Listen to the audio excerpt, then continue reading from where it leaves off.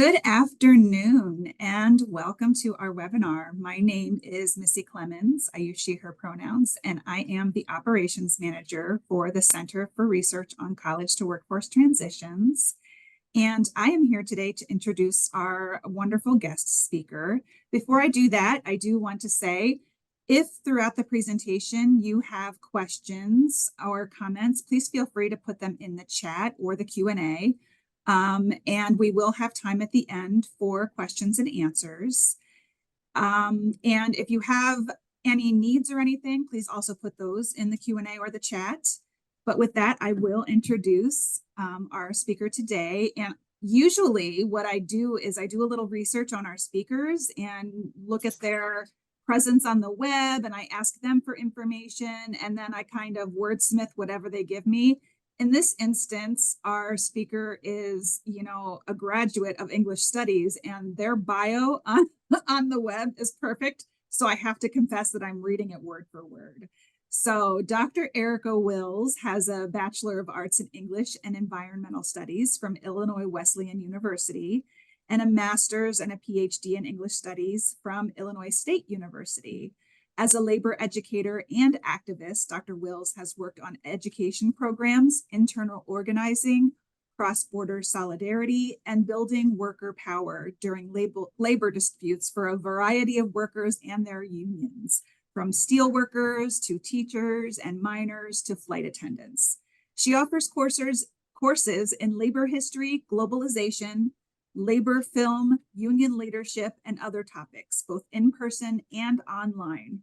Her research focuses on promoting diversity and equality in the labor movement, addressing COVID workplace changes, advocating for the needs of women workers, and creating transnational alliances with workers and unions that bring people together across borders.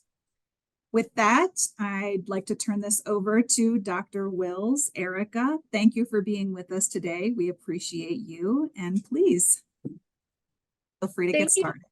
Thank you so much, Missy, and thank you for the invitation to be able to talk today and share a little bit about my work. I'm going to go ahead and share my screen with you so that you can see a PowerPoint that I've put together, but I want to make this somewhat conversive. I might stop at times to ask if you have any questions. There's also a little interactive component that you can get an idea of one of the activities that we do in the mentoring program. So I will stick somewhat to the PowerPoint, but may drift a little bit if our interests go in other directions. Should be, there we go. Hopefully you can all see this. So as Missy said, my name is Ericka Wills, and one of the things that she listed was my work that I do with women in the workplace, and particularly I've done a lot of work with women who work in male-dominated industries. This includes my work with empowHER, that I will talk more about what that group is, but it involves women in the construction industry in Wisconsin. And I began working with them when I came to the University of Wisconsin, the School for Workers, about, this is my second year here. So I'm from the Midwest, I'm from Illinois, as you might have been able to guess from my bio, and I've worked with unions for about 18 years now, as well as teaching at universities. So it's always been a combination of putting those two things together. So the University of Wisconsin makes a lot of sense for me to be able to integrate those. And I'll talk a little bit about the program that I'm in there. But specifically today, I'll talk about the focus on women's issues in the workplace, specifically within the building trades, as I look at the mentoring program that we're in the process of putting together with empowHER. Specifically, I'll talk about 4 different topics: community engaged integrated scholarship, teaching, and service, which is really what this project is. So I can frame it within that university setting for this specific audience. Then overview the mentoring program briefly, look at apprenticeships and women in the trades, really the reasons why we need this kind of mentoring program for women in the trades, and then details on how we're establishing and launching that mentorship program. One of the things I want to say early on is I'm going to be talking a lot about unions, and that's because I'm working with women who are union members. And so I don't want to ever assume that we all have the same experiences or understanding of fundamental terms. So I want to stop for a second and make sure right now that I define what I'm talking about when I'm talking about unions today. I'm talking specifically about private sector unions, and this is specifically construction or building trades unions that I'll be talking about. So these are unions that are formed under the National Labor Relations Act, which is a federal law. In the private sector, they engage in collective bargaining with employers to come to an employment agreement or collective bargaining agreement, which is a legally binding document between the workers and the company that has wages, hours, working conditions, and then other can be things like healthcare, vacation, other terms and conditions of employment. So just so we are all on the same page when we're talking about unions, and specifically unions in the private sector. So what I'm doing when I'm doing this kind of work, which as a professor, working with unions and then working specifically with a group that's becoming a 501c3 that's made up of women who are union members, is very, very closely integrated, community engaged scholarship, teaching, and service. And so we have empowHER, which is a group of women in the trades. We have myself, which is from the University of Wisconsin School for Workers. I'll talk a little bit more about the School for Workers in a second. And we also, at the School for Workers, have a labor advisory council who helps us understand the needs of labor organizations out there and advises what we can do as far as our program, ideas that they have. And we have people who are members of empowHER who also serve on the School for Workers Advisory Council. So it's all very closely integrated. The School for Workers, even if you're at University of Wisconsin and you're listening to this lecture, you may not be too familiar with it. Oftentimes, I'm surprised to find that people who have been part of the university aren't familiar with the School for Workers, as we will actually turn 100 years next year. We will have been part of the university, a program at the university for 100 years in 2025. And so what we do, we've really stuck close to the original mission of the School for Workers, is that we have the mission of empowering working people, labor organizations, and community partners through teaching, research, and service. And as I said, since we do so much outreach work and work directly with workers, these are very integrated together and will be part of everything that I say today. It's hard to really pull those threads apart. And our vision in doing this is a just and equitable society rooted in economic democracy, in which all workers have a meaningful impact in their workplaces and their communities. And so I think that's a really righteous mission. And that's one of the reasons that I said with the work that I've done for unions and the teaching I've done at universities about labor topics, this seems like a natural home for me because we really integrate those things together. And we look at workplace democracy as one of the fundamental rights of workers that can be implemented through unionization, because unionization is one way in which workers have a voice in their workplace. And then through the union structure, there's also union democracy, where you elect your officials, the people who will be doing the collective bargaining, sitting at the table, and then they have negotiations with the other side, with the management side or the employer, to be able to come up with the equitable terms, conditions of employment. So workplace democracy recognizes a safe, healthy, and happy workers. Without safe, happy, and healthy workers, the business would fail.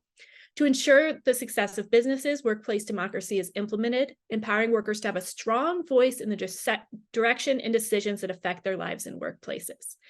And so I say this because it's all very important to understand these sort of democratic ideals when we look at the reasons why we're setting up the mentoring program through empowHER, which is women in the building trades. Most of them are all union members. And the ways in which this is one more way in which women specifically who are in a male-dominated field can promote advocacy and a voice in their workplace. So we have the School for Workers, and then the partnership or the collaboration with empowHER.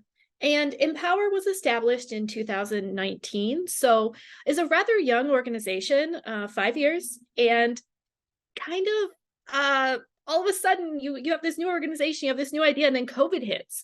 So it's been established for 5 years, but you have to remember was really a slump in there for a couple years with COVID and the ability to be able to meet in person and get programs up and launching. So in the short time that empowHER has been in existence, it's done really amazing work in trying to accomplish this goal of creating positive change for women in the construction industry. And so the visions to normalize the role of women in the construction industry, to support and retain women who are already in the industry, and to recruit more women into the construction careers at all levels. Through this you can find this on their webpage, empowHERwisconsin.com or empowHERWI.com. There's 3 main pillars to this, accomplishing these goals and visions. The first one is the mentorship program. This was something from the very beginning that there was the realization that to be able to recruit women into the building trades, and then more importantly, retain women, since it was a male-dominated industry, there needed to be certain support networks of women for other women within the industry. And so mentoring became one of the key components that they wanted to develop and launch a program in. We're in the process of launching that program right now, as I'll talk more about. And with that becomes developing leadership and building solidarity between the women who may be in different fields. For example, we have carpenters, we have electricians, we have plumbers, we have painters, think about everyone who goes into a building project. All those different specializations typically wouldn't come together if there wasn't a group like empowHER to bring these women together to create really intentionally a larger support network for recruiting and retaining women.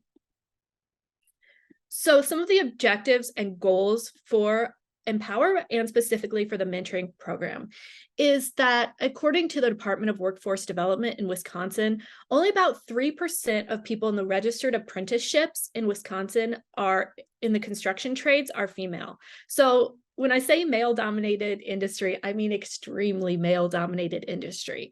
I'll talk more about, sometimes you'll see statistics that say about anywhere from 10 to 18% of people in the construction industry are women. Oftentimes, when you see that larger number, it's talking about not women that, as we say, work with tools. So that would be women who are working in the office side of things, or women who are on the management business side, coordinating construction projects. But when you get that 3%, we're talking about women actually who are doing the building, who are doing the plumbing, the pipe fitting, the HVAC, the electrical, all of that, the work with tools number. So the goal was to double the number of women in apprenticeships by 2024. And construction at all levels, we're hoping to get to 6% by 2028. We've seen upticks in Wisconsin in the number of women in registered apprenticeships, specifically in the urban areas. Milwaukee has gone up almost 1%. In the more rural areas, the number is still a little bit lower. But again, the pandemic in there has made it so that some of the programs, such as the mentoring program, it took a little more time to get off the ground with empowHER. A little more about empowHER and that I've been involved with as well is they are in the process of achieving a 501c3 status, so they'll officially be a nonprofit, doing outreach to women, realizing also, and this is really important in the mentoring program, that because of the demographics of Wisconsin, it's a mixture of urban areas like Madison, Milwaukee, the northeastern region or the northern region, where that's where we have 3 main chapters for empowHER. The urban areas there, and also very rural areas where women who are on construction sites there may be what is called the only, which means they are the only woman on that construction site. And so there needs to be a balance between being able to do outreach to women who are in more rural areas or smaller towns or construction sites where they might be the only woman, and urban areas where there may be a couple, still not many, it's 3% for apprenticeships, and about 3% of women right now who are with tools in the trades. But there may be a couple more women in those areas.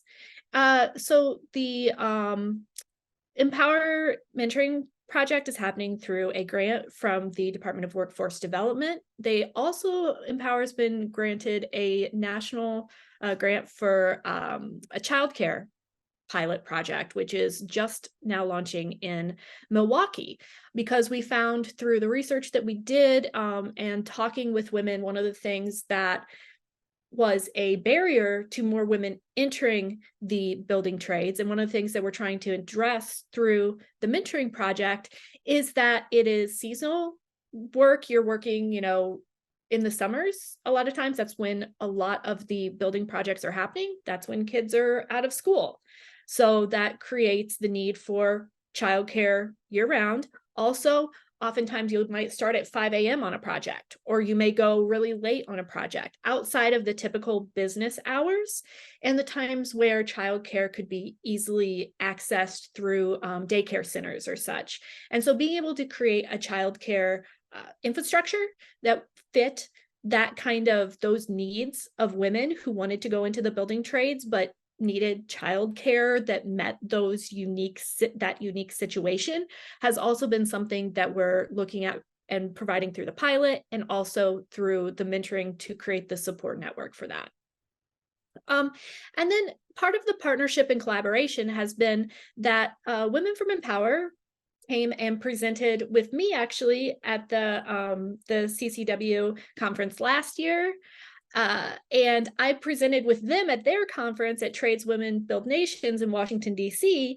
In December. And so we each take our specializations and we collaborate also on presenting and talking about this work to different audiences to be able to both help other projects that may be like this, and also gain resources and information and feedback for what we're doing. So I want to provide a quick overview of the mentoring program before I talk a little bit about some of the statistics on it, mentoring women in the building trades, and where we are exactly with that. And then also sharing some of the photos and voices and reasons for the women wanting and requesting this, because it's not only collaborative, it's grassroots. It's really built from the bottom up of the needs of the women and what they express. And so that's been reflected in how we've gone about creating this mentoring program.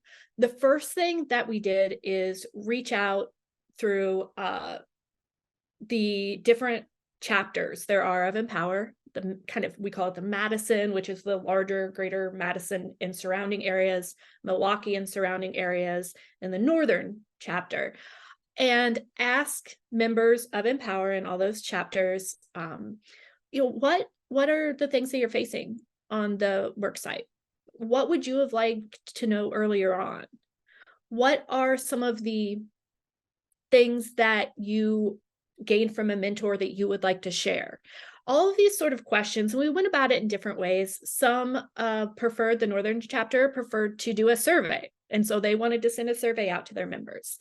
The Madison Milwaukee chapters, we did more listening sessions, and so I met with empowHER, we as the group who's doing the mentoring, myself and empowHER, talked about what kind of activities would be helpful, how often would you meet, what do you think is doable in this mentoring program, to gain the information for, if we have a year-long program for mentoring, what do you want to see happen? What do you want the themes to be? And all of that's reflected in the curriculum that we built came directly from what we heard from the women in the fields. Then we applied for a grant through the Department of Workforce Development in Wisconsin that we got to create this pilot program and run it for a year. And as I'll talk about later, we're at the point where we just this past weekend had the first meeting between mentors and mentees after we had done a train the mentor, and are going through this year-long sort of curriculum and meeting up between groups. And so it's a really exciting time for this to be happening. We applied for this grant. I developed a program guide along with empowHER. And this is, since it is the pilot year, this is sort of a working draft. What it has is 4 different sections. Each section is a quarter of the year, and each one has a theme. So there's a getting started, which is basically how do you create a mentoring relationship? How do you meet someone? What are the goals you want to achieve? What are the expectations and best practices for each? The second part has to do with the conditions of work. So it's what would you have liked to know? And it's a really amazing thing. So talking about what kind of tools should you invest in? How do you find childcare? What do you do when you're the only woman on a site? And those things that people earlier in their career wanted to be able to talk about. The third section is called Tough Stuff. We wanted to get to a point where this would be from 6 to 9 months. We wanted to have progressed to have that mentoring relationship, to be able to talk about things that women face in these male-dominated fields, such as sexual harassment, discrimination. I'll show some pictures that were shared from some of the women of empowHER, of even just the having restroom facilities, which are porta potties, the kind of graffiti that is on them. So being able to go oftentimes through their union and collectively put in the agreement, the CBA. So there will be, women only porta potties, and sometimes the women will have a key for it. They'll be the only ones who can access them. And here are the reasons, right? The reasons having to do with health and safety, and the sort of graffiti and other kinds of sexist and discriminatory language that they're faced with when there wasn't separate porta potties. So something as simple that we take for granted oftentimes in our workplaces, as being able to go down the hall to the bathroom, is a challenge when you're a woman on a work site in the construction industry. We then recruited mentors first, and did a training for the mentors, talking about here's the expectations as a mentor, here's how to use the mentoring guide. At the end, the fourth quarter one has to do with like wrapping up and being able to train from going from a mentor to a mentee, and what that relationship looks like, how we continue that cycle, how we empower more women to become part of this. And so we went through that training booklet. We trained the mentors on best practices. Last weekend, then we had the mentors and mentees meet each other. We had recruited people asking, do you want a mentor? And that could be someone who was new to the field, someone who was considering getting into the building trades, or someone at any point in their career who felt like they could use more of a network of women out there that they could reach out to. And it's women or people who identify as women. So also I wanted to say that we've made sure that the language that we include, and some of the things that we talk about in the tough stuff, has to do with LGBTQ issues and has to do with other issues that are faced by people who may be non-binary. And this is a resource for them as well. So women, but we do have people who are non-binary who are part of empowHER and are able to use those resources. So right now we're just starting the project run. Since we had the first meetup, we'll have the mentors and mentees meet every month themselves and quarterly as groups within each of the 3 regions, so that we have larger group activities, networking, kind of a celebration of successes, and being able to make sure that the people who are mentees don't just have one person that they can turn to, but they understand that there's a whole group that is kind of has your back, is there for you if you need it. And so those are the check-ins. Then the plan is to go forward, talk about how the changing roles as we get to the end of the year-long mentoring program. We'll then assess the program after a year. So that would be like basically not this coming summer, but summer 2025, and revise it after this pilot year going forward. So the pictures here are some of the train the trainers that we did, going through some of the projects and some of the best practices. We did multiple of those in different places to be able to reach the different groups of mentors that we have. Next, I want to talk a little bit about, to understand the need for this program, since you kind of had the big overview of it, the idea of a registered apprenticeship, and special issues for women in the trades. So I've defined unions, and I waited a second to define registered apprenticeships because I wanted to give you that idea of like who we're working with first, and then think about what a registered apprenticeship is, because that's something some people are familiar with, some may not be.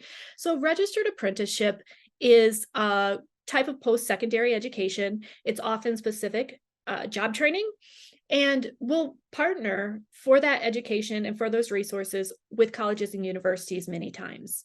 So it provides paid, on the ground training, high quality, and has to meet certain benchmarks to be able to be a registered program. So these are really high quality training programs. And so we have different groups that come together, different unions that come together with different specializations and different apprenticeship programs. So some apprenticeship programs may be shorter than others, some longer, depending on if you're a painter or an electrician or a plumber. Those are all different types, but we find that on the work sites, they face similar challenges. So this is the registered apprenticeships that the women are a part of. Most of them are through unions. It is open to women who are not part of unions as well. The unions, we have the majority of membership, the vast majority is women who are in unions, because the unions provide one conduit for finding out about these apprenticeship and supporting empowHER and their mission. I also connected this with women in the trades, and I wanted to include the voice of some of these women themselves, even though they weren't able to join today. And this is Kyla Engelke. She's one of the founders of empowHER, and I did an interview with her a couple months back about empowHER and the work that we were doing together. And I think that I wanted to share her voice a little bit about the apprenticeship program, her job, how she got into the trades, to give an example of one of the women, because she really speaks for an experience that many of the women have had in becoming part of unions and going through that process and realizing the need to create these mentoring programs. So I want to share Kyla's voice for a little bit before we go on. So I am a union cement mason by trade. I'm a road builder, concrete finisher, also known as, but I started when I was 18. So that's like 26 years ago now, but I started my apprenticeship, graduated in 2005. I started as a laborer, and I wound up joining the cement masons apprenticeship starting in 2001, and I graduated apprenticeship in 2005. Slowly but surely got more and more involved with the workings in the business side of the union. I was asked upon completion of my my journey person certificate to be one of the Joint Apprenticeship and Training Committee trustees. And then from there, my local and my our training fund decided to hire an apprenticeship and training coordinator, and I applied for that position. And I got that position. I started in there in 2011. And then a few years later, in 2018, I ran for and was elected to the position of business agent for my local 599. About a year later, just like I said, being more involved with kind of like the workings of like the building trades and our area. I represent the Milwaukee area. I was able to join up with a bunch of like-minded tradeswomen, and we created the group called empowHER, which is an affinity group to we have our main kind of like big picture goal would be to make it not a spectacle to have women in the industry or women on a job site eventually. So that was our main goal. But we also work to do outreach. So examples of successful tradeswomen in the industry, successful career people. We're hard pressed to do something about retention. So this is where kind of like we work together with the UW School for Workers currently, and then promote a path of leadership. So whether that's helping people navigate their union meetings, whether it's helping them, understand their collective bargaining agreement, whether it's giving them advice as a one non-traditional employee to another, how to navigate your career. But our group has been really successful in, trying to make some of that stuff, a reality for women in the industry.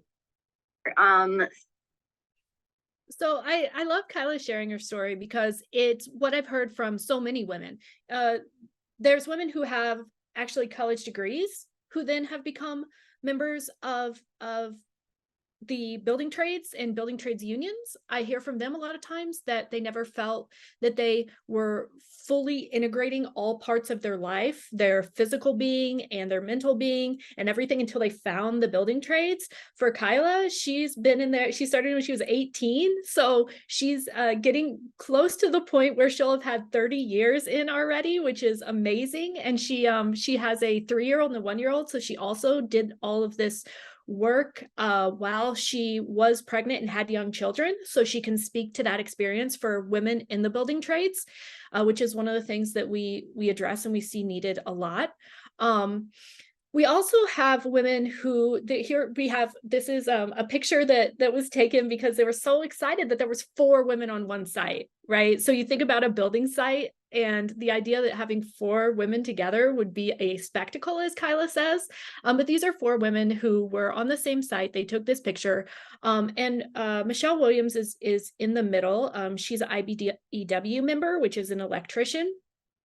And she does a lot, as well as Kyla does, with talking about how do we get women in the building trades and how do we not only recruit, but how do we retain them?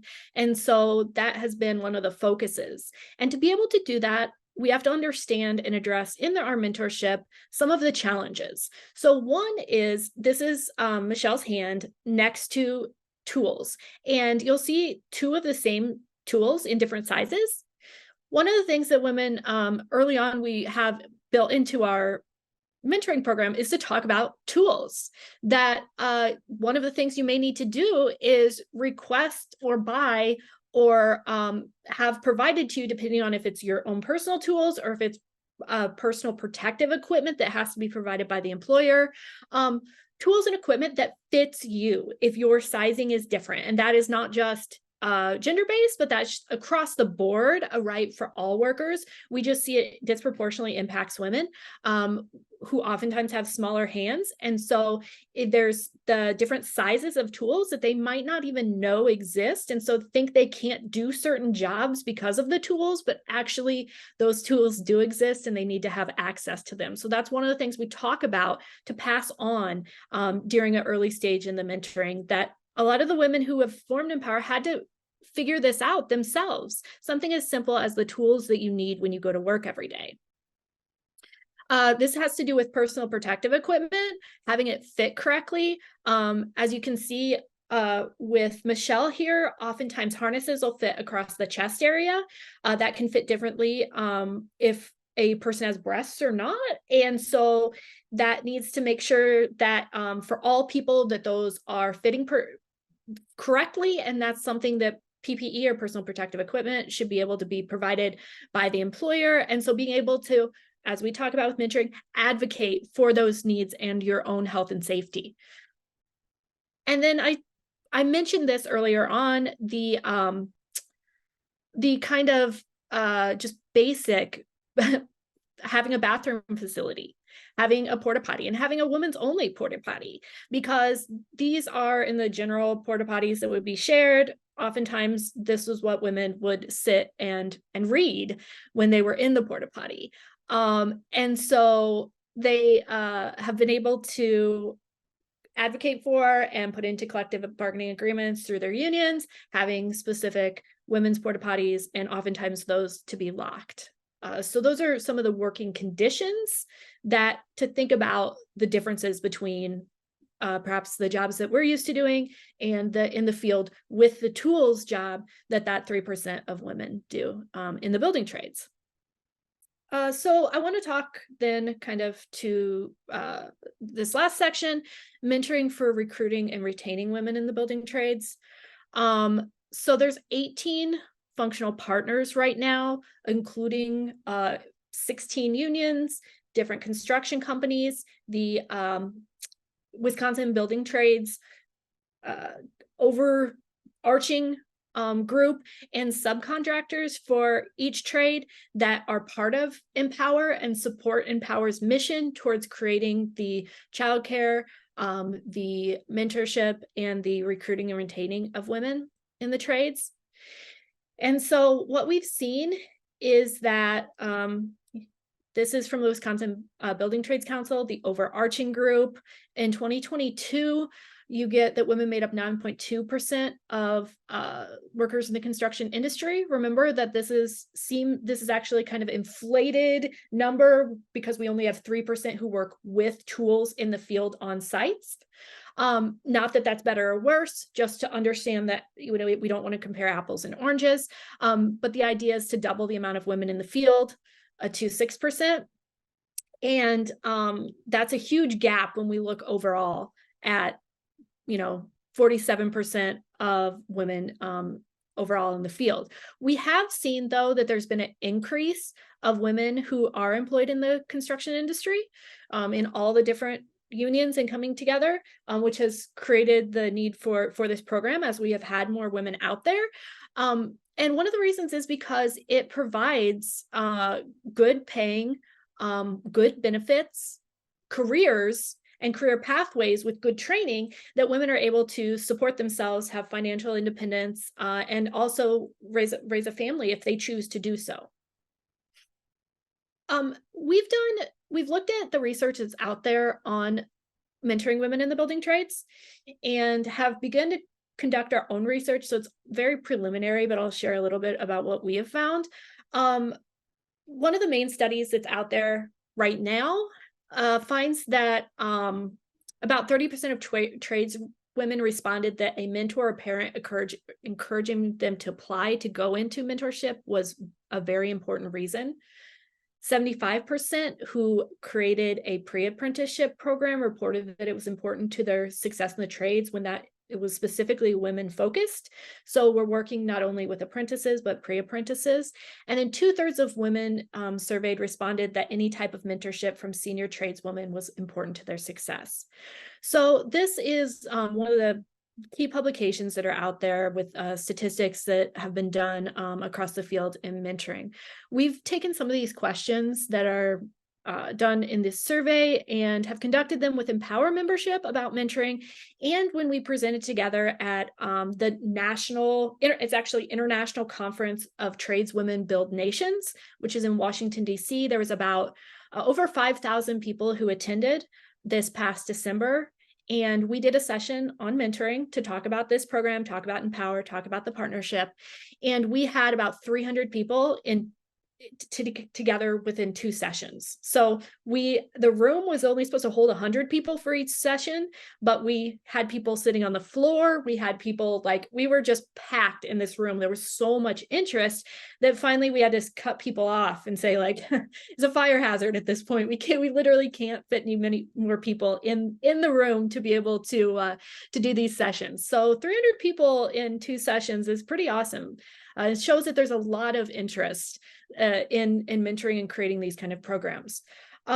We did surveying during that. We got 223 responses. It was an optional survey of women who were in the room at the time who were talking about did you have a mentor? Was the mentor a man or woman? How important do you think it was to their success, to your success? And we found that it was about 50-50, about 50% had women mentors and 50% had men as mentors. And that was a really interesting finding for us because that's something that's not asked a lot in these kind of questions. It talks about when you have women mentoring women, but not who was your mentor. And specifically in Wisconsin, where we have rural areas, how do we create allies if there's not another woman on the work site? How do we create allies and realize the role that men can, will, and should play in supporting these kind of programs in a capacity that helps build and still keeps the focus on women mentoring women, if that makes sense. And so we had that question, which showed about half had women mentors, but whether they had a woman or a man as a mentor, over 90% said that having a mentor was somewhat to very important to their success in the field. So we saw that was a kind of much more than we expected of people who said they, had mentors, and that this was something that was really important. And I think that's one of the reasons that there was so much interest coming in, and people who were just packing into this room to talk about, why do we do mentoring? How do we do mentoring? What's an example of a program? We sent this out. This was for our mentors and mentees to be able to get the program started. People who just signed up that they were interested, and we got from there to be able to do the small groups, see what people need, build the bottom-up curriculum of a year-long pilot program. And this is the survey that we did when we were there. I just want to show you, we did like a QR code. Everyone could only take it once. And it was a quick about eight question survey that we did. And we're going to keep collecting and comparing that kind of data. So specifically, as we do this mentoring program, it's different from other programs in that we've gone from the bottom up instead of top down to go to the groups and be able to have a formalized program. There's a lot of informal mentoring that happened. That was one of the questions that we asked too. We found that the vast majority, again, over 90%, had informal mentoring, not a formal mentoring program that they went through. So to be able to have a formal mentoring program, but one that is grassroots built, not built from the top down, was one of our key goals and one of the things that we're implementing. And the content structure was all based on the members' requests. So that goes hand in hand. And like I said, there was the developing the mentoring relationship, the things people would have wanted to know early on in the career to be able to pass on that knowledge, how to reach and talk about the tough stuff, and then the importance that women make and how we become role models and how we continue this kind of mentoring relationship, are how it broke down into 4 different areas. The recruiting and launching of empowHER, which has been done by empowHER, but as I said, I'm part of it at the School for Workers. And then our School for Workers Advisory Council also includes empowHER members. So that's all really tightly intertwined. And we will assess and revise the program to best serve participants. This is something that we expected to happen sort of at the end as we looked at the data, as we saw, why did you become a mentor? What worked well in this program? What would you like to see changed? What we found is that it's actually more important to sometimes revise as we go. And so I've mentioned many times the rural versus urban dynamic that we're dealing with in Wisconsin. And so we have done revisions already. And we just had our first mentor-mentee meetup, but we've revised the program already because we found that to best serve the needs of women in the more rural areas, we needed to standardize a way that people could meet over Zoom or could meet remotely, because there might not be another woman who is within easy access or driving distance to be able to create a mentoring relationship with. And that's something that we hadn't considered early on in the program. So in all stages, it's based on the needs and experiences of women in the building trades to create a program by women for women. So this is just kind of an example of what this looks like as far as our guide that we do. I didn't want to, go through the whole guide, but this is an example of one of the early pages. It has our quarter themes, which I've already told you about. And then it's maybe a 60-page guide that's sort of a workbook. And so we have mentors who, they're going to meet up every month. And then we have our quarterly larger group meetings. And so we have activities that can be done in partners. So when the mentor and mentee meet, they have guided work that they can do. So this helps formalize the process and make sure that they're all addressing similar types of questions or issues, as well as anything that a woman might bring up as an experience that she's having right now on the work site. There's large group activities, and those are the things that are done in the larger meetups that happen every quarter, and then mentoring partner or group activities. There's several things that can be done as either, depending on how much time people have. And we're finding that some of the mentor-mentee pairs need more structured guidance to their meetings, and some of them are able to address issues, and there's more of a just kind of organic relationship that emerges there. We also have looked at best practices as we've gotten started. And so to give you an idea of what some of those are, one of our goals has been to not just focus on the negative. So we want to make sure that this is a positive and action driven relationship. So we don't want it to be, we need time to vent and express our feelings, but we also want to be able to make sure that people are moving forward and not kind of caught in a negative loop. So we want to make sure that we're positive and supportive in interactions between mentors, mentees, establishing trust, but knowing that that happens over time.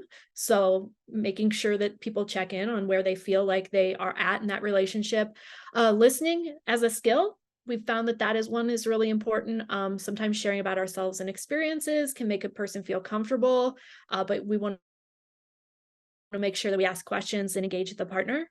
And the introductory activities through more specific things in the guides are career support. And so we want to make sure that we're professional as well as having the interests of each other as a person. And so through all of it, having fun is also really important. No one wants to go through a year of, unpaid mentorship relationship if it's something that feels like just another piece of work. So it's creating positive, fun, supportive aspects to those, and also giving women, here's who to contact if you feel like this partnership isn't working, or if you would like some guidance on how to help the relationship move forward.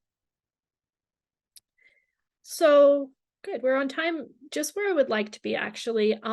Because I'd like to take a couple minutes. This is one of the last activities that we do, and I want to just give you the opportunity to think about it and engage if you'd like, and we'll take one or two people's examples here. So our last segment, after we've done this, is to think about women making history and how, where do you move after this mentoring relationship to take the positive, supportive, and things that you've learned and to pass it on. So women make history through their multiple roles in paid and unpaid labor. That's something we talk about a lot in the mentorship and in the work-life balance.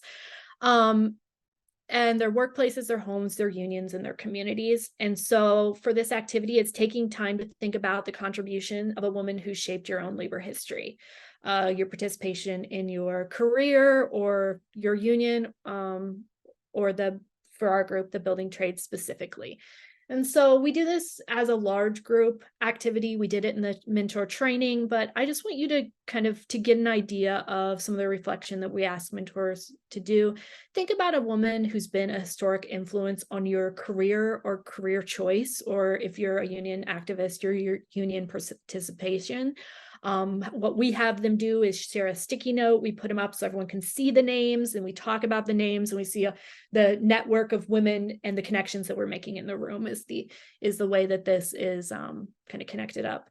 But as you're asked that, I'd like you to think specifically about a woman who has influenced you and your career, or if you haven't had a woman, an ally who has been there in a supportive role.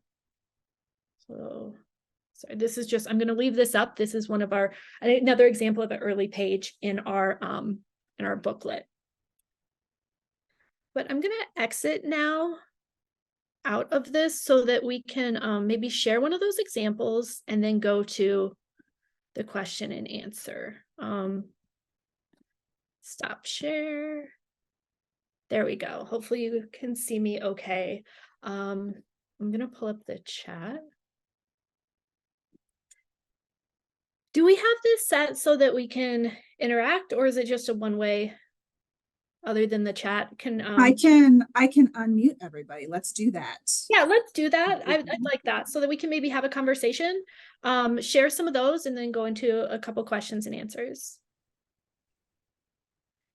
Does anyone have a person who came to mind when I gave that activity that you'd like to share?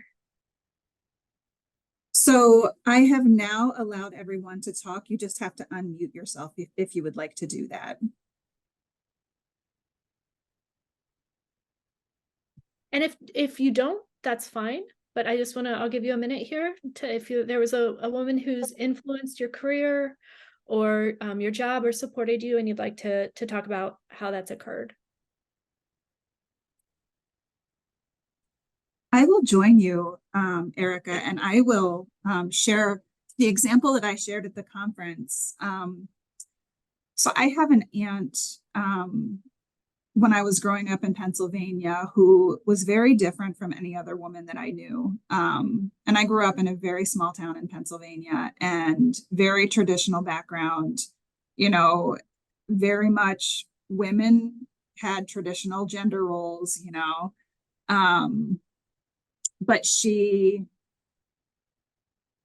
it was interesting because she was still very, and it's weird to say this because at the time I didn't think it, but when I look back, she was like sexy, right?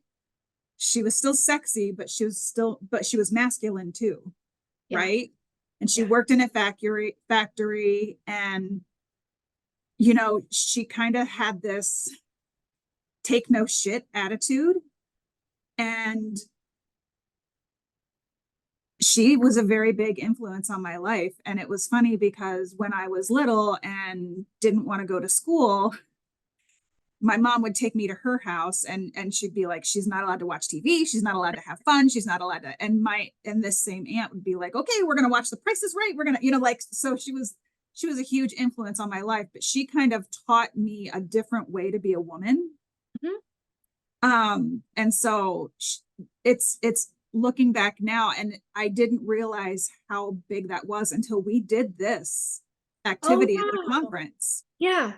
And I was thinking about it and I was like, wow. And I knew, you know, that she was a big influence on my life, but I hadn't really put that together, like that piece of it until we did this activity. And then I was like, wow, because she was my favorite aunt growing up, but it just didn't click until then. I'm so glad. Yeah. Because that's the whole idea with all of these activities that, you know, that we've created going through this is that at least, you know, some of them for some of the group, different people respond in different ways will give you that aha moment.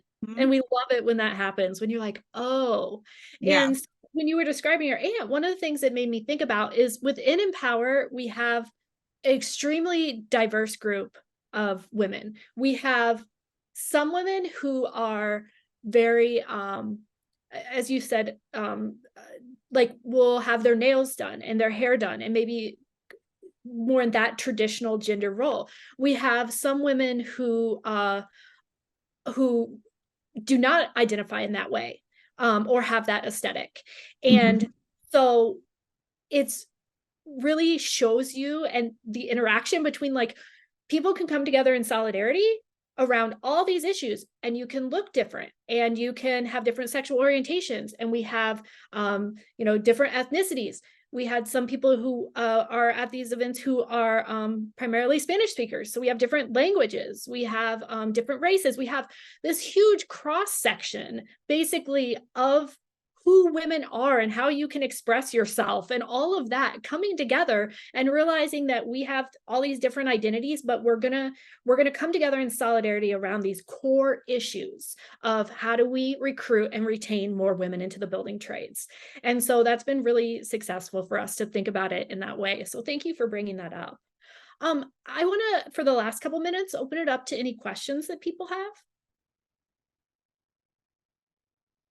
Either you can go ahead and just put in the chat, or just you know, go ahead and unmute if there's any questions that you have.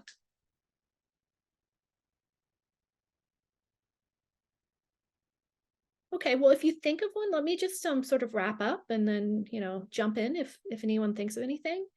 If anyone wants to reach out and wants more information, you can contact me. My email is ewills@wisc.edu.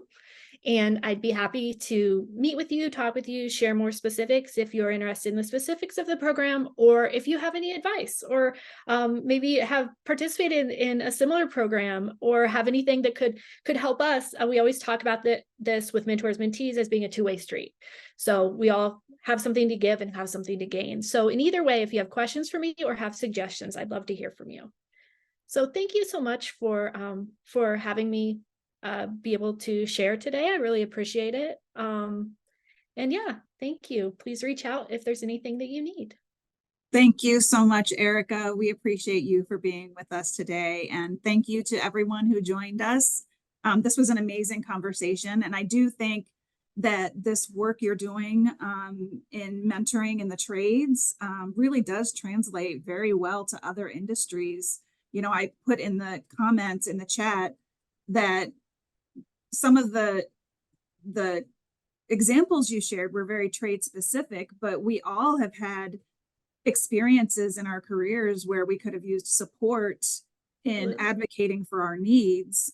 And so, yeah, I really appreciate it. And I think we can all learn from the amazing work that you and your colleagues are doing and these amazing women are doing in unions and in labor. So again, thank you so much for sharing. And yeah, thanks. And thank you for the webinar. I really appreciate it. Okay. Well, thank you. Have a great day. Have a good afternoon. You too.